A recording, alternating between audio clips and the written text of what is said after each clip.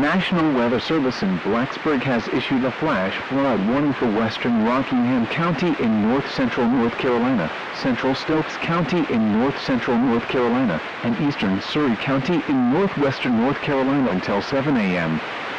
At 11:54 p.m., Doppler radar indicated heavy rain 9 miles north of Walnut Cove. Up to 3 inches of rain have already fallen. Flash flooding is already occurring. Some locations that will experience flooding include Wentworth, Mayodan, Madison, and Pilot Mountain.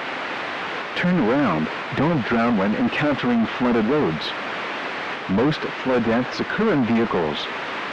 Move to higher ground now. Act quickly to protect your life.